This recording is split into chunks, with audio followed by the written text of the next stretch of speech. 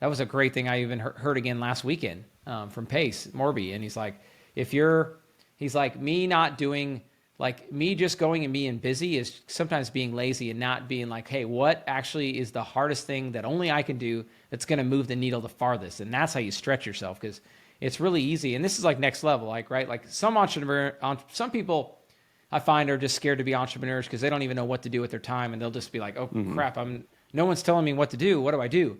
Right? Like the next level is like, I know I've got 100 stuff to do and I could just start doing, and I'll go and I'll hustle and do it. But am I intentionally doing what only I can do? Can I be delegating things? Like books like Dan Martell's book, right? Buy Back Your Time. Incredible books, right? And they're just teaching you, like, you got to figure out what you're best at, right? And then you got to delegate the rest. And you got to really critically think about where should I spend my time? Because it's super easy to just go make yourself busy. Yeah.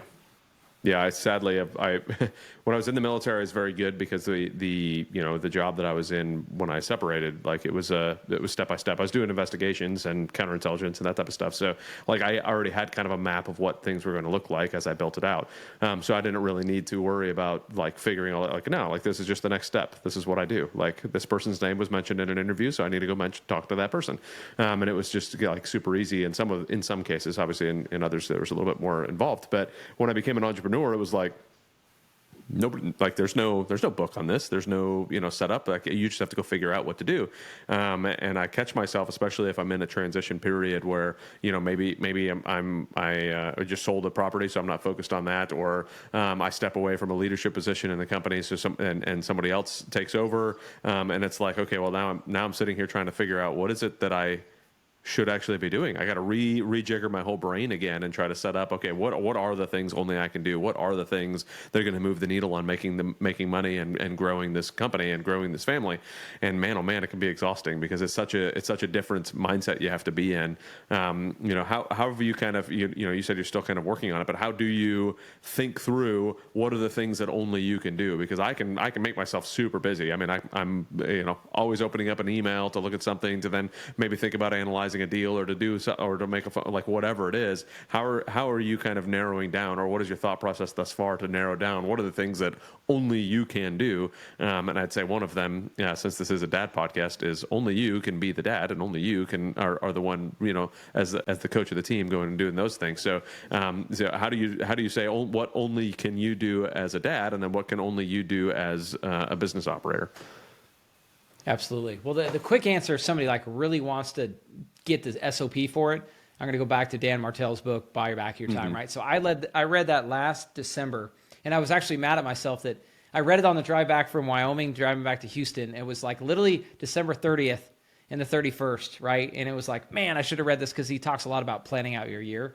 So, but I read it and I implemented several things, which we're going to get into. But guys, the next level is I'm going to read it again this December, early December, so I can go back and still implement a lot of these like fundamental things. So one is just having an executive assistant looking at my emails every day. And that one was hard, because the easiest thing I find, you just hit on it, Adam, is like, it's so easy to just get in and start replying, right? But now she filters my inbox, and I'm still very tempted every time I open that thing to not start poking around, right? But at least she filters it to where I'm only answering what I can answer, right? And then just finding the other cool exercises.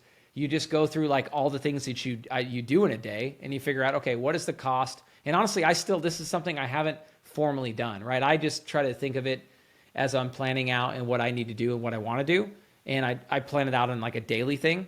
But ultimately, you got to go through an exercise of writing everything you do down and then figuring out what does that cost. And then you go look at the total revenue that you're generating maybe over the last 12 months as a company.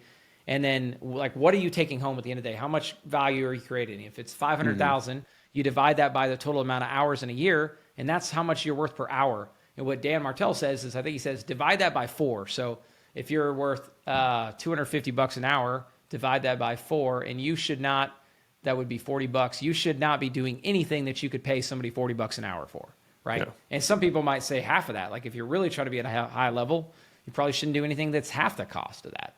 Right. So those are like how you can like systematically like weed out things that you shouldn't be doing. Because you'd be like, hey, well, could I pay a VA to do that? Could I pay a CPA to do that? Could I actually go pay an attorney to do that? Something. And that's what I'm finding, honestly, more and more. So I'm like, man, I could hustle and do that and save money. And And that's hard, man. It's hard, especially as you're an entrepreneur and you're hustling and trying to like build something. Like you just do it all yourself. So to try to transition now to delegating, I think the key is, and what has worked for me is like, you've got to hustle and do it yourself to start. You got to build the cash. You got to build the assets. You got to build the credibility. And by doing it all, you learn it all.